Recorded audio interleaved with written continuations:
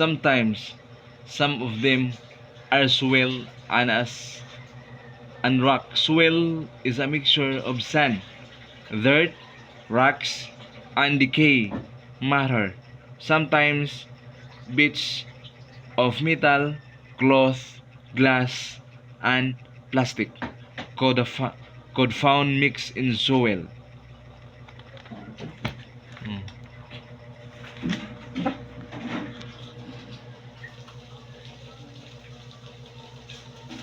Naturally, Asan mo karapita?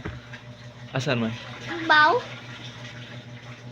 Oh, naturally some Naturally, some of them are swell. There are many heterogeneous megashores that occur naturally. Some of them are swell, sand, and rock. Swell is a megashore of sand, dirt, rock, and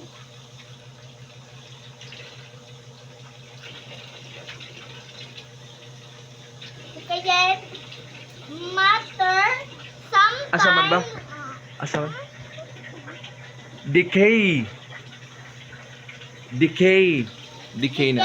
matter Mm. sometimes bits of metal, cloth, glass, and plastic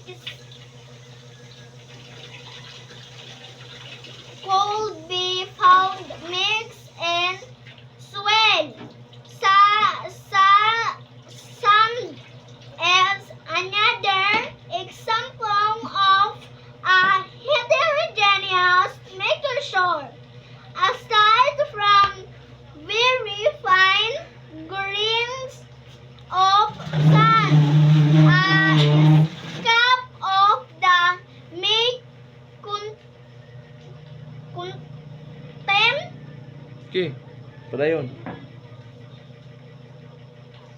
pebbles, bits of shells, glass, and pieces of iron. Megashores do not only occur naturally, they can also be made from existing ingredients.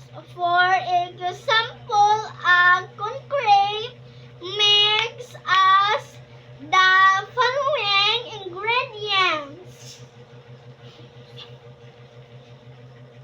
cement, sand, gravel, and water. The ratio of each ingredient differs depending on how the concrete will be used. Concrete mixed for making past has much more cement and gravel. Concrete for making smooth walls and floors has no gravel but has very fine. Fine. Ito na.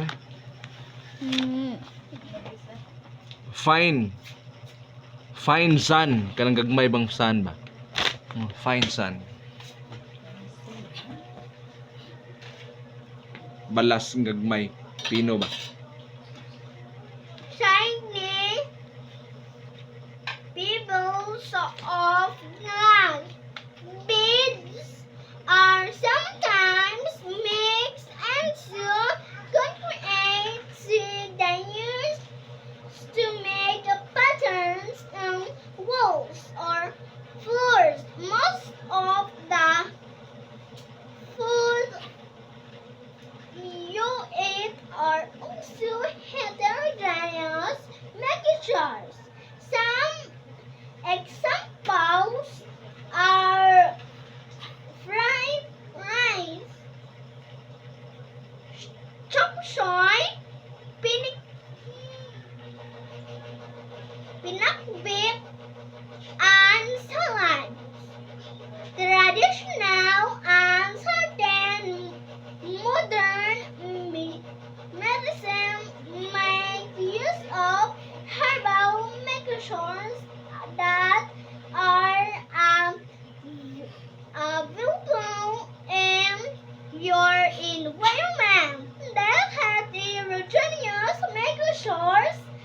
are used to treat some in lines. Bye-bye. Thank you for watching. I love you all.